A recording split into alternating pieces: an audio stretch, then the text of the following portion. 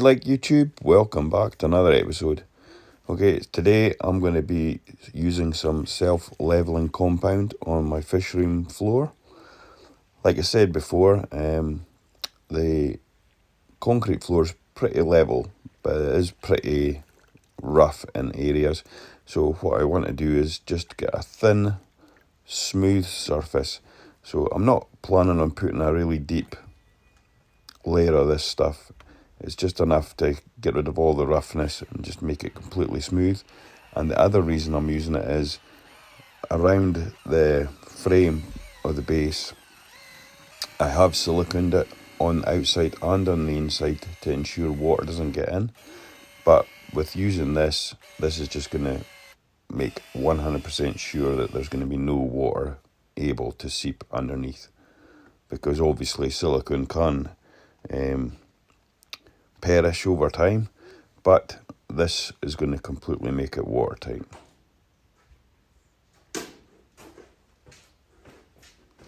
Okay, so I've mixed the first batch and I'm just going to get this put into place now.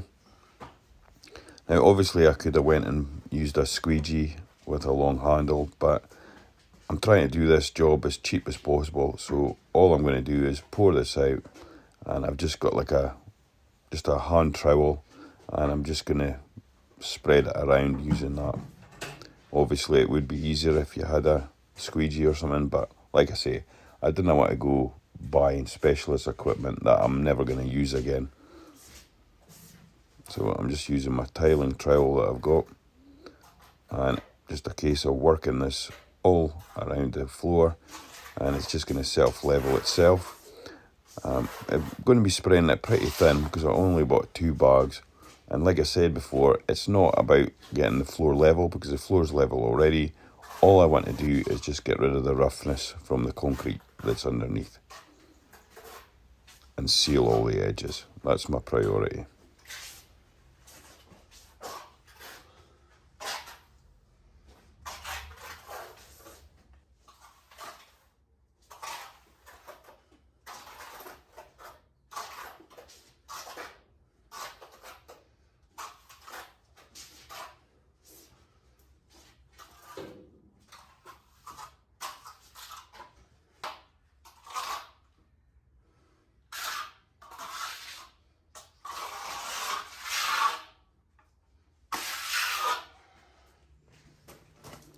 Okay, so second bag mixed, and it's just a case of rinse and repeat.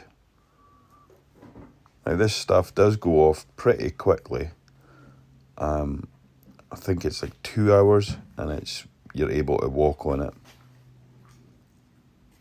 Now I'm not doing a very thick layer, like I said, it's just enough to get rid of all the roughness and create that perfect smooth finish that I'm looking for. I was thinking about painting it. However, I think I would rather have some type of layer. So what I've been thinking is, you know how when you go to the gym, you've got that, or if you do like Muay Thai or whatever, you have that foam jigsaw mat type stuff. I'm thinking I'm going to get some of that. Because it'll be comfy on my feet, because it's not comfy standing on concrete.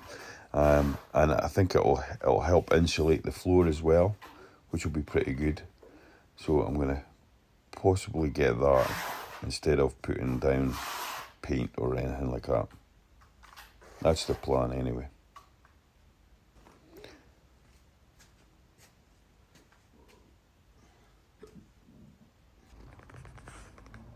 Right, that's it, completely dry. It's turned out fantastic. Doesn't it look very good? But yeah, it's perfectly smooth. Looks really, really good, I think. I do like it. But like I said before, I'm not going to paint it. It is pretty dusty, so I'm going to give it a wash. And then I think I'm going to go and get some of these gym tiles, I think you call it. But yep, it's turned out great.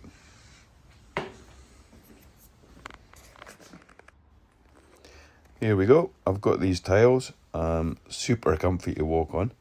I think it's going to look pretty good. Obviously, it's going to be an extra layer of insulation on the ground, which is a bonus, I think. But yep, really happy with how it looks. insulation to go on the walls and some plywood, but that's going to be at a later stage. So this is it for just now.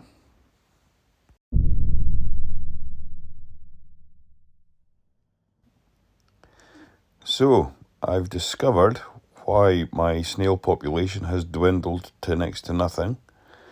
And what we have here is a gorilla crab. Where did he come from? I have no idea. Since I started my tank with Bedrock, I've got no clue where this guy came from. But yep, he's certainly been feasting on a lot of my snails because I've been chucking out empty snail shells by the half dozen near enough every other night, and I couldn't figure out what was going on. I thought it was a water quality issue or there was something in the water, but nope. This is what was the problem. So I've caught this guy, and what I'm going to do is I'm just going to stick him in the return section on my sump. He can't do any damage there.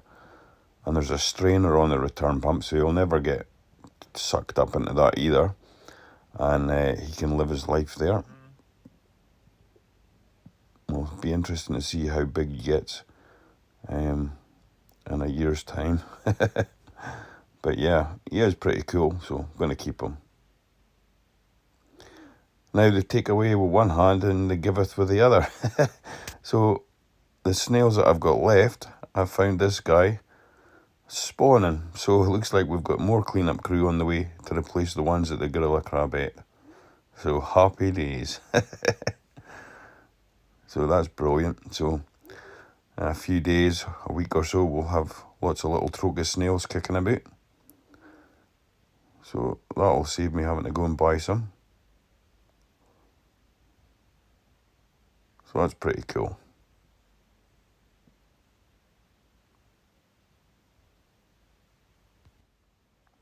So the Refugium, I've actually stopped dosing nitrates now, and I've actually put the light on the Refugium.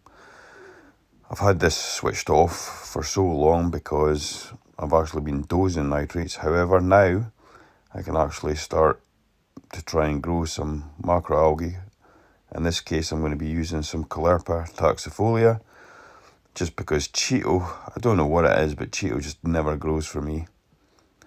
I noticed there is some life kicking about in here now, some amphipods and stuff, copepods, which is good.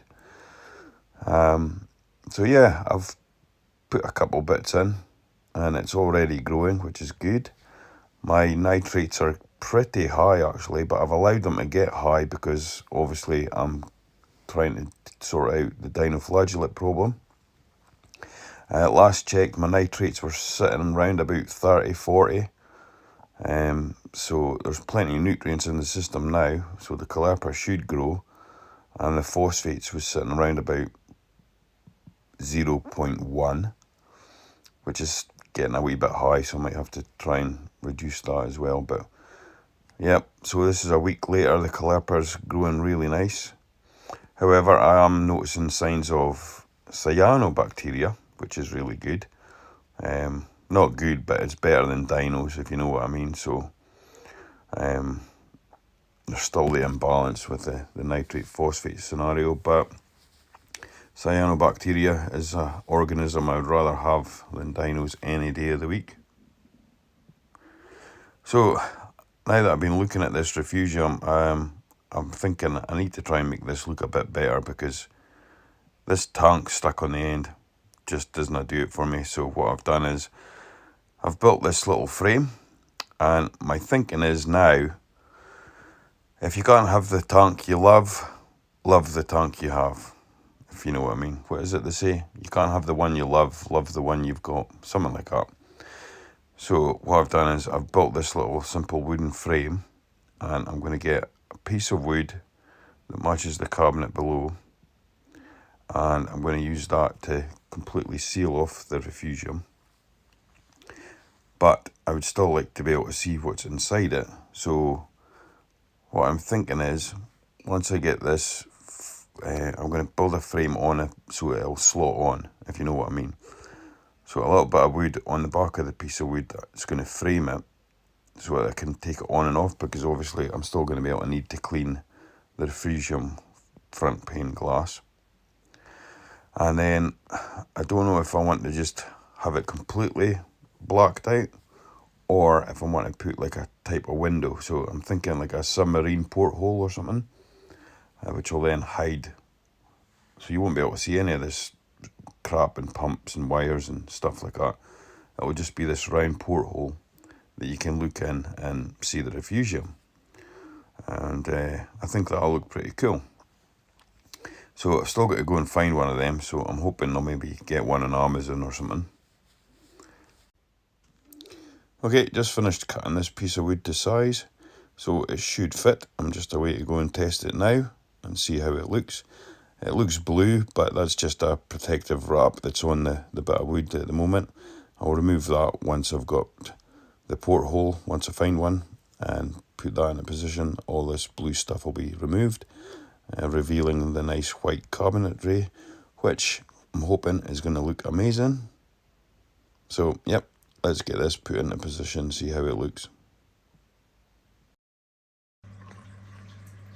Okay, so that's turned out brilliant. Really happy. That's going to look fantastic once I get the window put in. Just got to find one first. I think that's going to look really good.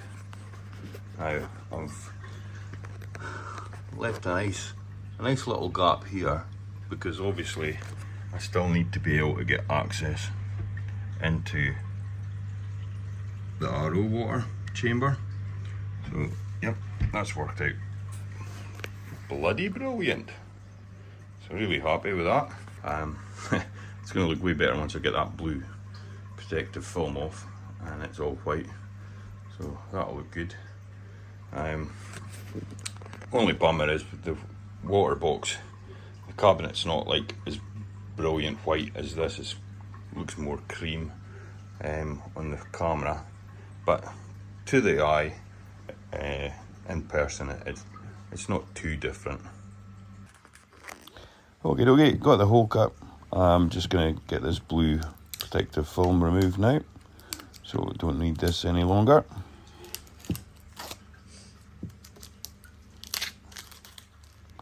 Right, I managed to find a submarine porthole type thing, so I'm just going to go and get that screwed into position now. That's it. Now what I've done is I've just put some black silicone all around the area that I cut, because it's MDF. You don't want that to get wet, otherwise it just swells up and it will just ruin the whole thing. And here we go. That's it. All done. So really happy with this. It just means that I'm going to have to go and clean the Refugium now, because it's looking a bit of a mess. But on the plus side, we've got some cyanobacteria. Never thought I'd be happy to say that, but if we're getting cyano, hopefully the dinos are going to disappear. We've still got some of them in the main display, but hey ho, we're heading in the right direction, I think. But yep, overall, really happy with how this has turned out. I'm not sure if I like the silver. I'm kind of half tempted to maybe spray it white. What do you guys think? If you think I should spray it white, if you think that would look good, leave a comment below. But yep, that's pretty much it for this episode. So thank you for watching. Till the next one, stay liquid. Bye bye.